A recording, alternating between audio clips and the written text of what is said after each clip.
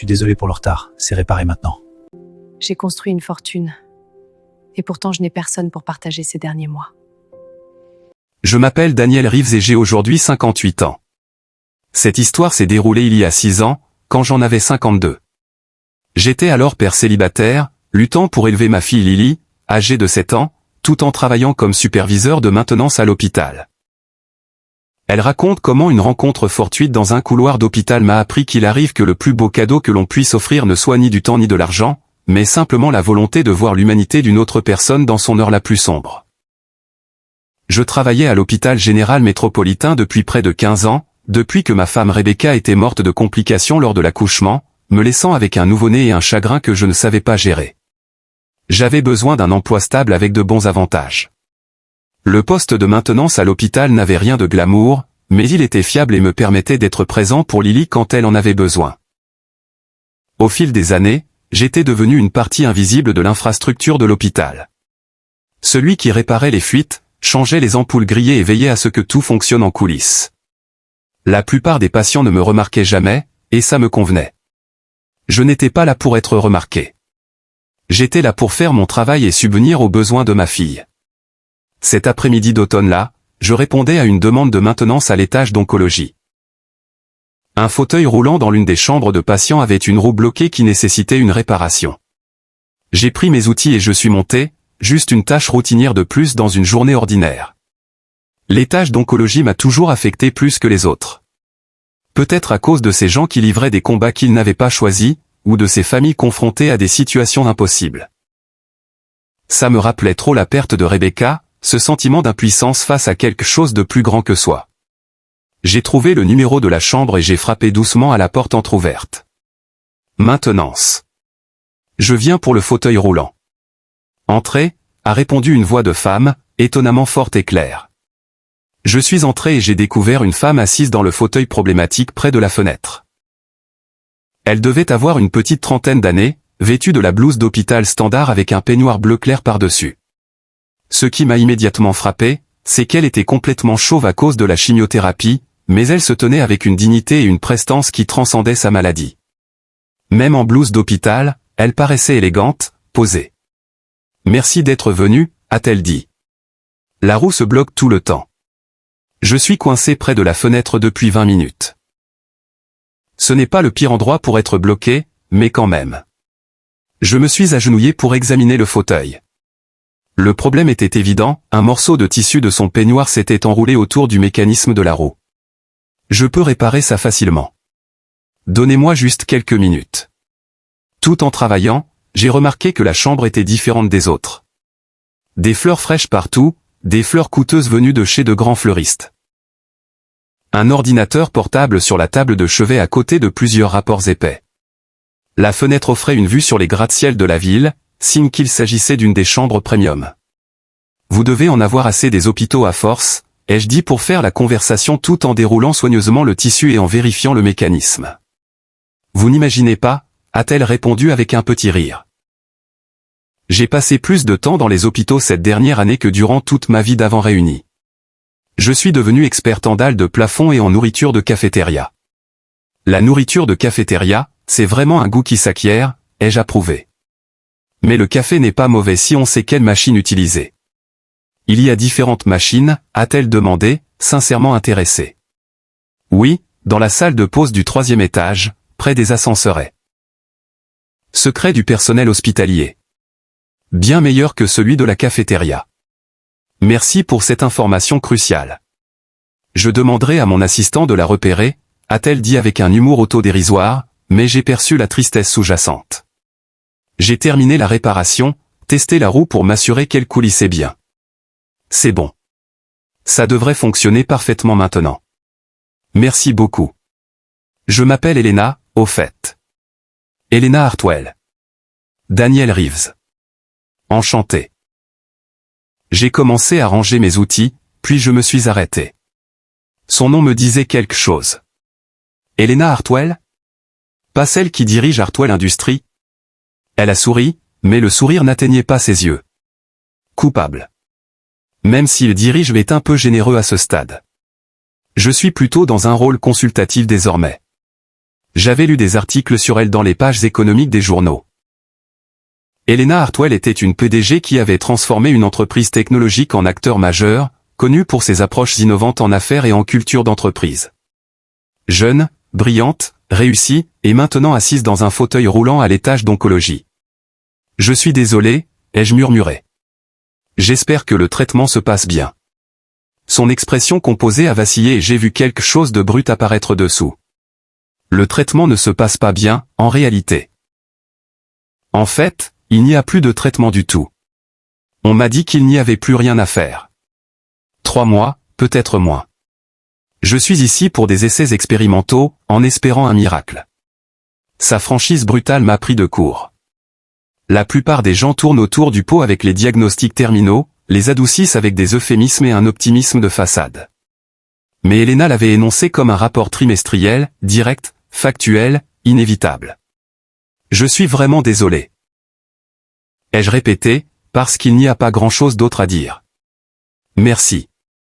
C'est étrange, vous savez. J'ai bâti une entreprise valant des milliards. J'ai plus d'argent que je ne pourrais en dépenser en 10 vies.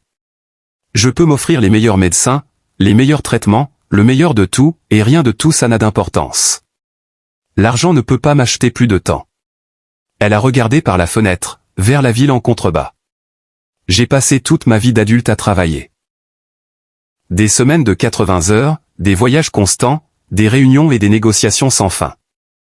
Je me disais que je construisais quelque chose d'important, que je créais des emplois, que j'innovais. Et maintenant je réalise que j'ai raté tout ce qui comptait vraiment. Je ne me suis jamais marié parce que j'étais trop occupé. Je n'ai jamais eu d'enfant parce que le moment n'était jamais le bon. J'ai repoussé tous ceux qui essayaient de se rapprocher parce que les relations demandaient du temps que je pensais ne pas avoir. Elle s'est retournée vers moi et j'ai vu des larmes dans ses yeux. Et maintenant j'ai tout le temps du monde, mais il s'épuise. 3 mois pour comprendre que j'ai gâché 40 ans à courir après les mauvaises choses. J'aurais dû trouver une excuse et partir. Cette conversation allait bien au-delà de la réparation d'une roue de fauteuil. C'était intime, personnel. Le genre de discussion qu'on a avec des amis ou un thérapeute, pas avec l'ouvrier de maintenance. Mais quelque chose dans sa voix, dans sa solitude, me rappelait moi-même après la mort de Rebecca. Puis-je m'asseoir un instant, ai-je demandé. Elle a paru surprise mais a hoché la tête. J'ai approché la chaise des visiteurs et je me suis assis. J'ai perdu ma femme il y a 12 ans, ai-je dit. Pendant l'accouchement. Un instant j'allais devenir père, excité par notre avenir. Le suivant, j'étais veuf avec un bébé nouveau-né et aucune idée de comment survivre. Pendant longtemps, j'ai cru que ma vie était finie elle aussi. Pas physiquement, mais dans tout ce qui comptait vraiment. Elena écoutait attentivement, sa réserve d'avant remplacée par une vulnérabilité plus grande. Mais ma fille avait besoin de moi, ai-je continué. Alors j'ai tenu bon et, petit à petit, jour après jour, j'ai découvert quelque chose. La vie n'est pas faite de grandes réalisations ou de CV impressionnants. Elle est faite des petits moments. Lire des histoires le soir, faire des pancakes le samedi matin, aider aux devoirs, regarder quelqu'un qu'on aime apprendre et grandir. Ces minuscules moments ordinaires sont ceux qui comptent vraiment. Mais vous aviez quelqu'un à aimer, a dit Elena doucement. Une fille qui avait besoin de vous. Moi je n'ai personne. J'ai tout repoussé. Et maintenant il n'y a plus le temps de créer ces liens. Il y a toujours du temps, ai-je répondu. Peut-être pas autant qu'on le voudrait, mais assez pour que ça compte. 3 mois, c'est 90 jours. 90 occasions de se connecter aux autres, de faire la différence, de ressentir de l'amour, de la joie, du sens. Elle a secoué la tête. Comment? Tout le monde dans ma vie me voit comme la PDG, la dirigeante. Ils veulent parler de rapports trimestriels et de plans de succession. Ils ne savent pas comment être simplement avec moi. Sans vraiment l'avoir prévu, je me suis entendu dire. Ma fille Lily a un concert scolaire demain soir. Ça vous dirait de venir? Elena m'a regardé fixement. Pardon? C'est un concert d'école primaire. Beaucoup de fausses notes, de paroles oubliées et d'enthousiasme pur. Ce n'est ni sophistiqué ni impressionnant, mais c'est vrai. C'est la vie qui se déroule. Et peut-être que c'est exactement ce dont vous avez besoin en ce moment. Pas une autre réunion d'affaires ou une discussion sur les traitements, juste la vie. Vous invitez une femme mourante que vous venez de rencontrer au concert de votre fille? J'invite un être humain qui se sent isolé à vivre quelque chose de joyeux et d'authentique. Ça vous va? Pour la première fois depuis mon arrivée, son masque s'est complètement fissuré. Elle s'est mise à pleurer. De vraies larmes qu'elle n'a pas essayé de cacher ni d'essuyer. Oui, a-t-elle dit. Oui, j'aimerais beaucoup venir au concert de votre fille. Le lendemain soir, je suis passé la chercher à l'hôpital. Elle avait arrangé une sortie de quelques heures, accompagnée d'une infirmière privée qui restait discrètement en retrait. Elena portait des vêtements normaux pour la première fois depuis notre rencontre. Une robe grise toute simple et un beau foulard en soie noué élégamment autour de la tête. Vous êtes magnifique, lui ai-je dit sincèrement. Je me sens presque humaine à nouveau, a-t-elle répondu en souriant. Même si le fauteuil roulant rappelle que je ne le suis pas tout à fait. Lily était excitée quand je lui avais parlé de notre invité spécial. Elle attendait près de la voiture, sautillant sur place dans sa tenue de concert, une robe rose qu'elle avait tenu à porter malgré qu'elle soit un peu trop petite. Salut, moi c'est Lily, a-t-elle lancé pendant qu'on aidait Elena à s'installer. Tu es l'amie de papa. J'espère bien, a répondu Elena. Ça te va? Oui. Tu aimes la musique? Je chante 2 lignes toute seule ce soir. Enfin, pas vraiment toute seule, mais quand même.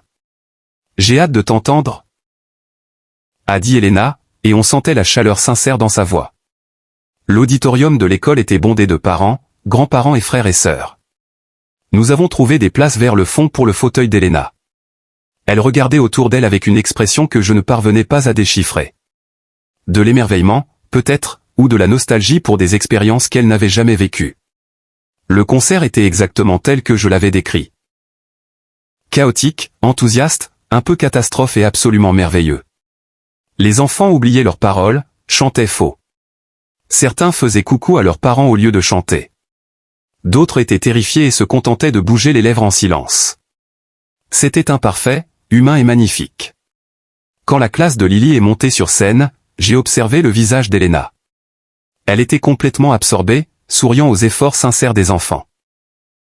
Et quand Lily a avancé pour ses 2 lignes en solo, les chantant avec assurance malgré quelques fausses notes, les yeux d'Elena se sont remplis de larmes. Après le concert, Lily est accourue vers nous, rayonnante. Vous m'avez entendu? J'étais bien. Tu étais magnifique, lui ai-je dit en la serrant fort dans mes bras. Tu étais merveilleuse, a confirmé Elena. Merci de m'avoir laissé venir te voir. Ça t'a plu, a demandé Lily. Papa a dit que tu étais malade et que tu avais peut-être besoin d'être remontée. Elena a ri à travers ses larmes. J'ai adoré. Et oui, j'ai été malade, mais ce soir, en te regardant chanter, je me suis senti mieux que depuis des mois. Sur le trajet du retour vers l'hôpital, Elena est restée silencieuse. J'ai cru qu'elle était fatiguée. Mais en la regardant, j'ai vu qu'elle souriait. Merci, a-t-elle dit enfin. Tu n'imagines pas ce que cette soirée a signifié pour moi. Je crois que si, ai-je répondu. Parfois il faut qu'on nous rappelle que la vie continue autour de nous, même quand on souffre. C'est plus que ça. Pour la première fois depuis des mois, je n'étais pas Elena Hartwell, la PDG mourante. J'étais juste Elena, en train de profiter d'un concert scolaire. Personne ne me plaignait ni ne marchait sur des œufs. Ta fille m'a traité comme n'importe quel adulte. C'était incroyablement normal. Et le normal, ça faisait longtemps que je ne l'avais plus ressenti. Quand nous sommes arrivés à l'hôpital, Elena m'a demandé si nous pouvions rester un peu dans la voiture avant d'entrer. Lily s'était endormie à l'arrière. Daniel, puis-je te poser une question? Tu me connais à peine. Pourquoi m'as-tu invité ce soir, vraiment? J'ai réfléchi pour répondre honnêtement. Parce que tu m'as rappelé moi-même il y a 12 ans, perdu, isolé, persuadé que plus rien n'avait d'importance. Et quelqu'un m'a aidé à l'époque. Une infirmière, dans cet hôpital justement. Elle a vu à quel point j'étais perdu avec le bébé Lily. Et elle ne m'a pas seulement donné des conseils médicaux. Elle m'a donné de l'espoir. Elle m'a rappelé que je n'étais pas seul, que la vie allait s'arranger, que l'amour valait la peine malgré la douleur. Tu voulais me rendre l'appareil? A demandé Elena. Quelque chose comme ça. Mais aussi parce que tu méritais une soirée normale, une pause loin de l'image que tout le monde attend de toi. Ce n'est pas de la charité. C'est juste de la gentillesse humaine de base. Elena est restée silencieuse un long moment. Puis elle a dit. J'ai pris une décision. Je veux passer le temps qu'il me reste autrement. Pas dans des chambres d'hôpital à faire des essais expérimentaux qui ne marcheront probablement pas. Je veux vivre, vraiment vivre, le temps qu'il me reste. Tu veux bien m'aider? Au cours des semaines suivantes, je suis devenu l'accompagnateur improbable d'une PDG milliardaire. Elena est sortie de l'hôpital pour s'installer dans un bel appartement avec des soins infirmiers 24h24. Mais au lieu de passer ses journées au lit, elle a commencé à vivre. Je passais la voir après le travail, souvent avec Lily. Nous jouions à des jeux de société, regardions des films ou parlions simplement. Elena adorait entendre parler de notre vie ordinaire. Les difficultés de Lily en maths, mes frustrations avec la politique de l'hôpital, les détails banals de l'existence. Raconte-moi ta journée, disait-elle, et elle voulait vraiment savoir. Pas les moments forts ou les parties impressionnantes, mais la réalité ennuyeuse du quotidien. Parfois Elena venait dîner chez nous. Je préparais des repas simples, spaghettis, tacos, poulet rôti, et elle insistait pour dire que c'était les meilleures choses qu'elle ait jamais mangées.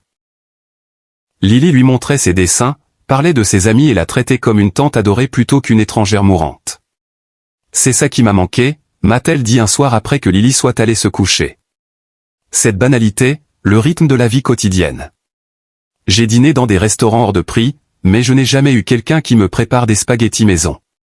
J'ai assisté à des événements culturels élitistes, mais je n'ai jamais vu un concert d'école primaire. J'ai voyagé dans le monde entier, mais je ne me suis jamais senti chez moi nulle part. Tu pourrais encore avoir plus de temps, ai-je dit. Les médecins peuvent se tromper. Ils ne se trompent pas, a-t-elle répondu doucement. Je le sens. Mon corps s'éteint.